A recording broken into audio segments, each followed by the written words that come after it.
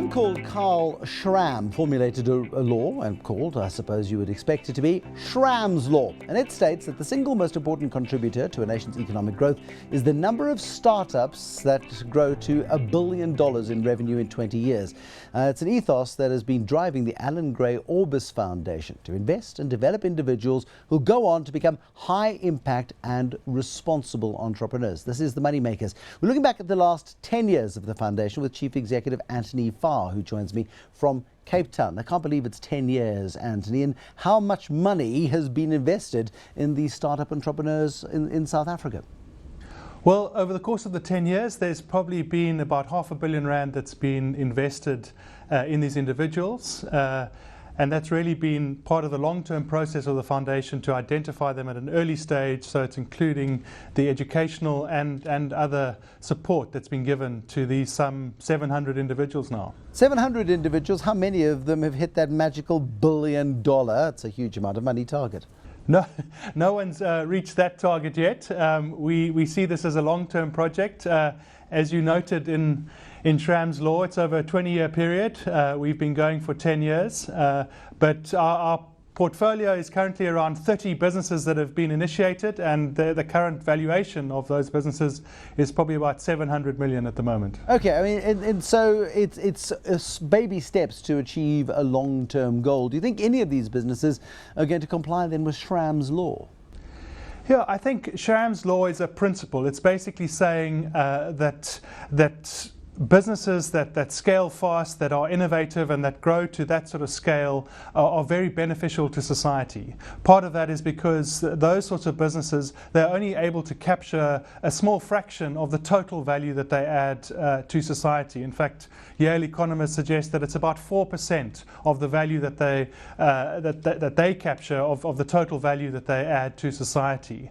And so while he talks in terms of $1 billion, I think that the principle is equally applicable to South Africa in terms of rand. So we would be talking of businesses that scale to R1 billion turnover. In South Africa, or in our history, you probably create about 3 of those a year. And so our thesis is that we can dramatically increase that even to triple that to, say, 10 a year. We would fundamentally change the long-term growth rate of South Africa. Now, how then do you identify suitable candidates? Because there's a lot of money at stake. There are a lot of opportunists. There are a lot of charlatans in the world. And there are also a lot of really good potential businesses. What process do you go through to identify the potential winners?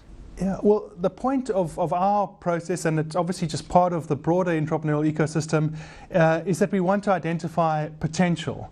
And it's fascinating that actually as society we're brilliant at identifying certain talents, whether it be sporting talent or musical talent or even intellectual intelligence talent. There are systems that will identify those individuals and then fast track that ability to convert that potential into achievement.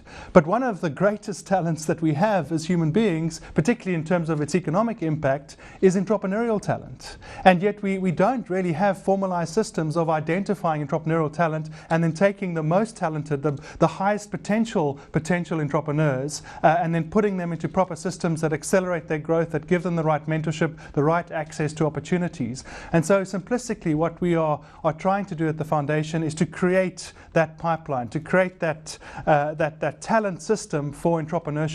So we identify individuals at the end of high school. We have a national campaign that goes out to any matric in the country to say, do you have entrepreneurial aspiration? Do you believe that you would want to join this community of individuals that want to drive towards that outcome? And then the selection process, as you note, is a complex one. I mean, how do you identify a potential entrepreneur, particularly at such a young age? And so we use a number of different intervention points to try and understand and to make that selection decision, starting with the application form, long interviews, different assessments, but we culminate that process with a 3-day selection process where we put the remaining individuals under pressurized conditions. We put them through a simulation of the entrepreneurial process over a period of 2 or 3 days. That behavior is carefully observed by our assessors, and pulling all that information together along with psychometric psychometric assessments, cognitive assessments, we able to identify which of these individuals map most closely to our crafted success profile of what an entrepreneur should look like at that stage of their journey. Once you've gone through that process, you must surely still make mistakes, because human nature being human nature, not everything can possibly be picked up in any kind of psychometric test. Oh, absolutely. And I think if we wanted a 100% success rate, we would start with individuals that already have demonstrated their entrepreneurial capacity. The very fact that we start at the end of high school, I think Allan and other people involved in setting up the foundation took it as a given that not everyone would then go on to be an entrepreneur given the early stage of selection. But the positive of selecting so early is that you can, the sooner and the earlier that you identify that sort of talent, the more that you can make that talent explode by giving it the right support, the right cultivation in terms of education, equipping in terms of mentorship and other ways. So in terms of success rate, I mean, if you look at our current situation, they're probably about 40% of those individuals that are in our association of Allan Gray Fellows post-universities that are involved in entrepreneurship. But Bruce, let's also remember that this is a long-term play.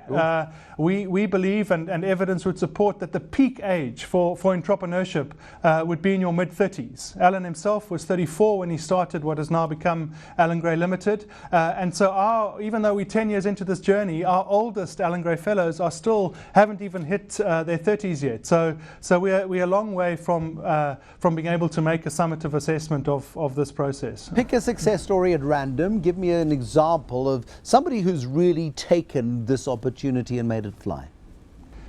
Sure, I can identify a number of, but let's start with Melvin. Melvin went to school in Johannesburg, selected at the end of that schooling to join the fellowship, came to UCT, studied, got his business science at UCT, and then actually through our support and equipping, he won another scholarship to study internationally for a period of years, and there he met his co-team. It's a business called Go One, which is an online learning platform which helps corporates achieve their compliance when it comes to training. And his team was actually selected last year to become part of Y Combinator.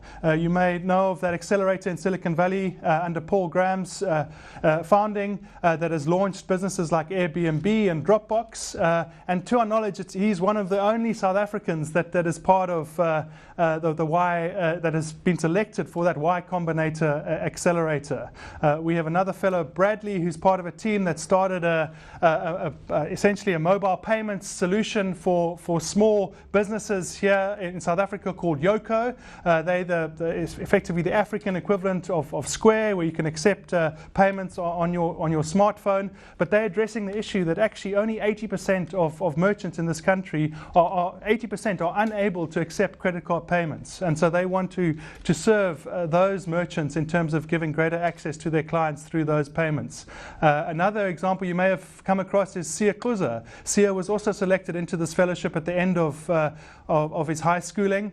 He then actually got accepted into Harvard, and he's gone on to do amazing things. He's actually developed patents in fuel cell technology, and he's really working very hard in South Africa right now to bring new solutions to the energy crises in Africa. And there are another we don't have all night. We don't have all night, Anthony. I mean, you've given us some great examples of some really good success stories. The only trouble is we need to multiply these things by 100 or by 1,000 to start having real impact in South Africa. Allan Gray earlier this year announced that he was doing a Warren Buffett and giving away the vast majority of the Allan Gray Foundation, Allan Gray wealth base, in order to do good works. Do you tap into that now as well to get additional capacity, to get additional bright entrepreneurs through your systems?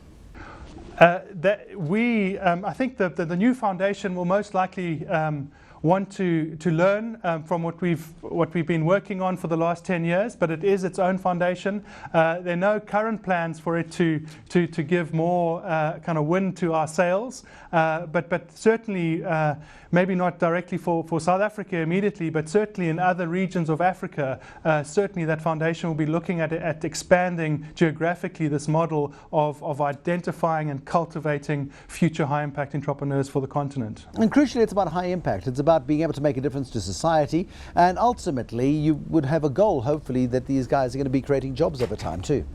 Absolutely. I mean, the means of this is this talent pipeline of future entrepreneurs.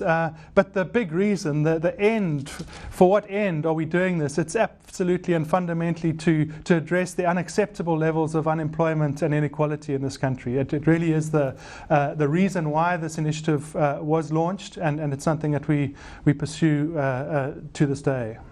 My thanks to the Chief Executive, the Allan Gray Orbis Foundation, Anthony Farr, on the line to us from Cape Town this evening. Thanks, Anthony, for giving us some insights into the good work that is being done in the world of entrepreneurship, providing the funding, providing the training, providing the skills, and getting people with talent, giving them the opportunity to have huge impact. More big ideas next time on the Moneymakers. Thank you for watching. Good night.